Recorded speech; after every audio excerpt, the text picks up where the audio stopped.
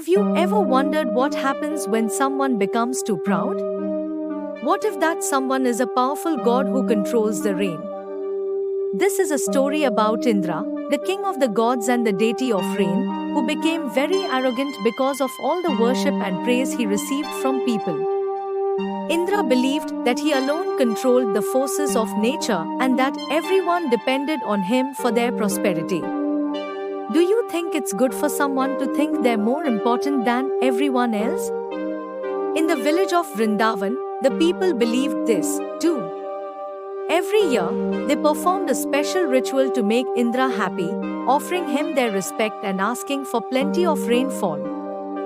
They thought that by doing this, Indra would bless them with good weather and healthy crops.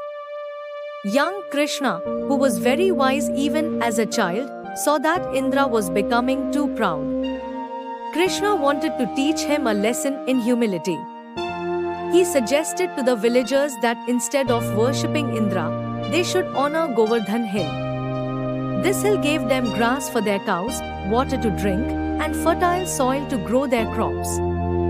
The villagers thought about what Krishna said and decided he was right. They listened to Krishna and held a big ceremony to honor the hill. Can you imagine how angry Indra must have felt when he saw this? He believed the villagers were disrespecting him, so he decided to punish them. Indra summoned dark clouds and unleashed a terrible storm on Vrindavan, hoping to scare the villagers and make them return to worshipping him. Krishna remained calm.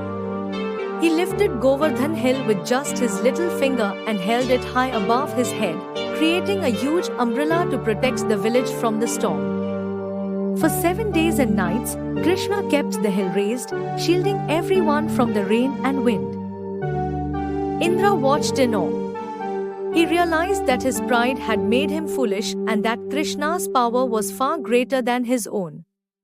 Indra's arrogance was shattered. He humbled himself before Krishna, admitted his mistake, and stopped the storm. The villagers were safe and dry, and they celebrated Krishna's miraculous act. They learned that true greatness comes from humility and compassion, not from pride and ego.